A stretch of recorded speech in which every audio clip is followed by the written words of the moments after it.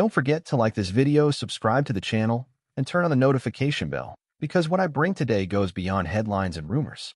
This is real analysis, made by someone who lives and breathes this team with passion and a commitment to inform responsibly. When Bleacher Report released its list of the greatest players in NBA history and placed Kobe Bryant outside the top 10, believe me, I was speechless. Shaquille O'Neal was speechless. And the basketball community reacted as it should, with outrage. Kobe Bryant at number 11? We're talking about one of the most complete, lethal, and respected athletes the game has ever seen. 18-time All-Star, 5-time champion, 2-time Finals MVP, 1 regular season MVP. And still, he didn't make the top 10. Shaq didn't stay silent. He went straight to the point on X, formerly Twitter. Kobe at 11 is criminal. And he's right. Because when you look at the names above him, even though they all have their merits, Steph Curry, Tim Duncan, Bill Russell, it's impossible to ignore what Kobe meant to the game. Curry revolutionized perimeter shooting, but was never the defender Kobe was. Duncan had consistency, but always played in a system tailored to his style. Russell has 11 titles, but played in an era nowhere near the competitive brutality of the 2000s. Kobe shined in 2 different eras. He survived the Shaq era and proved he could lead on his own. In 2009 and 2010, he silenced everyone who said he was just a sidekick. He was the engine, the blood, the soul of the Lakers. If that's not greatness, then what is? And don't forget the defense. Kobe made the all-defensive team 12 times. He didn't just score, he stopped the best. He faced LeBron, D-Wade, Durant, Iverson, and gave everything. Every single night. This Bleacher Report list isn't just controversial. It disrespects the legacy of an icon. As a fan, analyst, and lover of basketball, I say this clearly. Kobe is top 5, at the very least. And if you disagree, go back and watch the entire film. From beginning to end, LeBron James could be leaving. Is the Kings era in Los Angeles over? Now let's talk about what's making every Lakers fan's heart skip a beat. LeBron James. According to Bleacher Report's Greg Swartz, a trade involving LeBron is not just possible, it's likely. Yes, you heard that right. Number 23, who gave us a historic title in 2020, might be playing his final games in the purple and gold. Why? A clear shift in focus from the front office. While LeBron still wants to win now, the organization is looking ahead. Cap space, young talent, and draft picks for 2026, 2031, and 2033. And there's more. LeBron exercised his $52.6 million player option for next season. At first glance, that suggests commitment. But according to his agent, Rich Paul, LeBron's goal is to compete for championships. And he was clear, LeBron knows the Lakers are thinking about the future. But he wants to win now. That's where the conflict lies. There's no official trade request. According to ESPN's Dave McMenamin, neither LeBron nor Paul is actively seeking a move right now. But there's also no extension on the table. The front office hasn't offered anything beyond this final year. And that speaks volumes. The truth is, this situation is boiling. The franchise doesn't want to lose LeBron for nothing, but also seems unwilling to go all in for the present. Meanwhile, LeBron, at age 40, is still playing like he's 30. The Lakers are at a crossroads.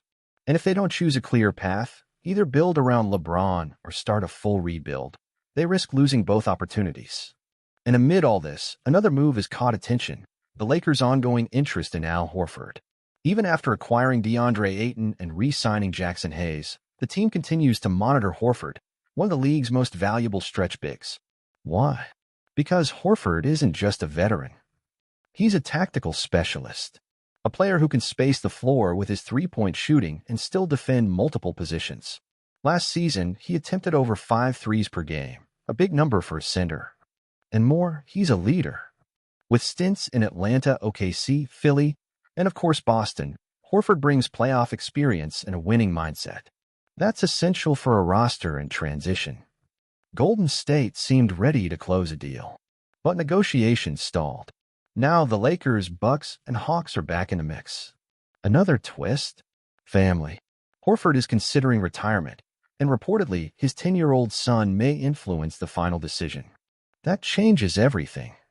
If the Lakers land Horford, it would be a smart strategic signing.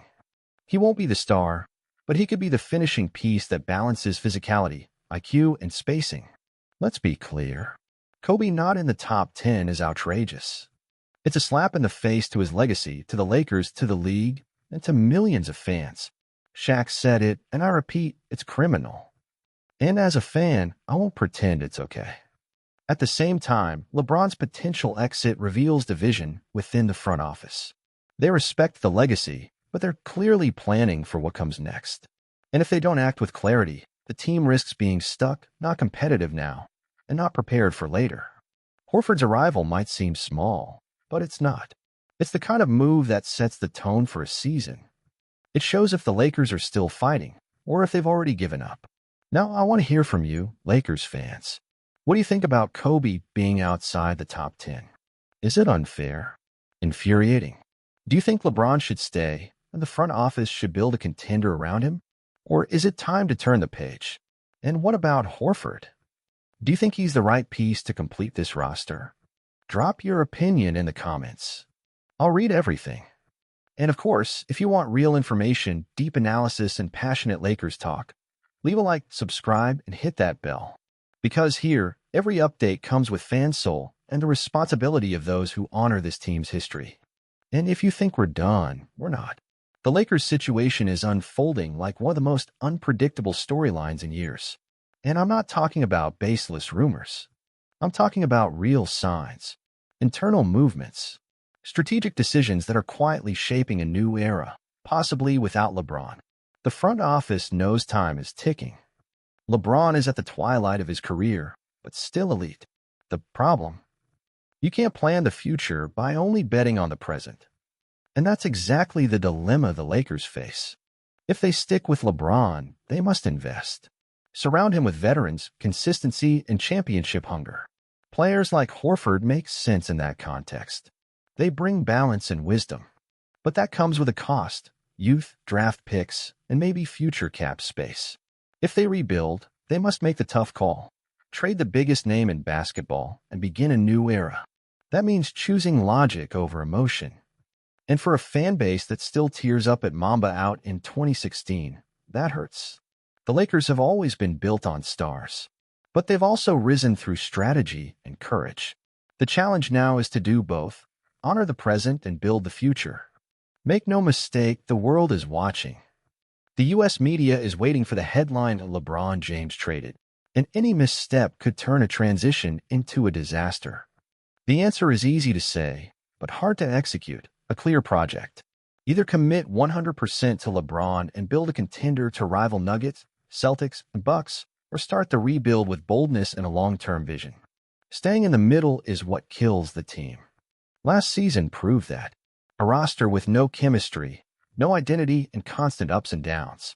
And fans are tired. The pursuit of Horford shows the front office still wants to move forward without letting go of the past. But is that sustainable? In practice, Horford brings spacing and leadership, but he's considering retirement. If he walks away, is there a plan B? Are the Lakers ready to act fast? And more importantly, is the front office aligned? It's no use for Pelinka to say one thing in a press conference and act differently behind the scenes. Transparency is key. LeBron needs to know the plan, and we fans deserve clarity. My opinion as a Lakers fan. Look, as a Lakers fan, I can't hide the frustration. Not with the team, but with how certain legacies are being treated. Starting with Kobe. Putting Kobe Bryant outside the top 10 isn't just a provocation, it's disrespect.